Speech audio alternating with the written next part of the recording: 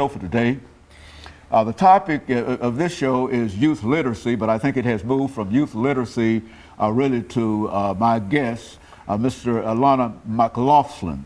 And she has a lot of information in reference to literacy, but she also has been encouraging me to say and to have her to say something about the issue of young children and drugs, or young children and substance abuse, as she called it. And so, Alana, let's have you to say something about how you feel that you might be qualified at the age of 8 to say something to young people your age or below about drugs and substance abuse.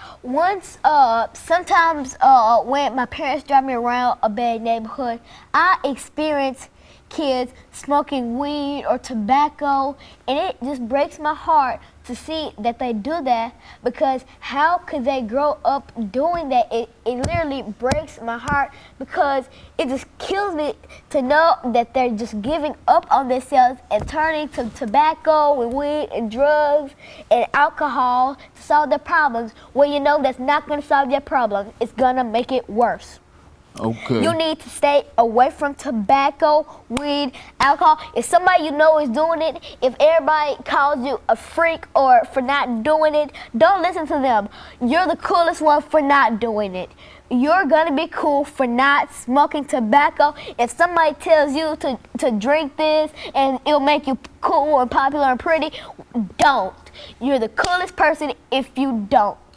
I will assure you that nobody won't pick on you or anything, but you'll be my friend if you do not smoke tobacco or weed, or don't smoke. Stay away from anybody who smokes tobacco.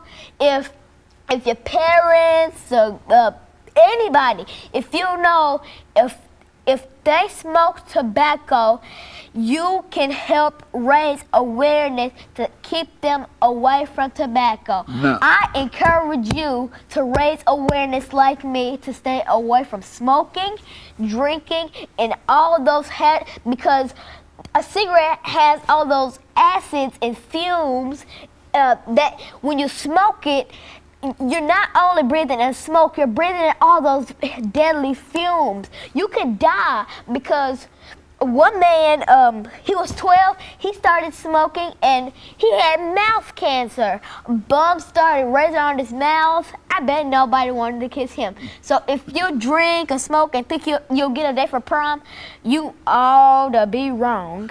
Lana, well, look, and when you look at this whole issue of young people and substance abuse, what are some of the effects of all of this substance abuse that you're talking about on the body? I think you've indicated that cancer is one of the impacts, but what are some of the other things that your research tells you about the harm of tobacco and alcohol and et cetera? Are there any health conditions that are associated with that? Talk about something that you might know in reference to that. The normal human lungs are perfectly fine, blood strong through, you're fine. If you smoke, your lungs begin to not work properly, and soon your lungs will not function right.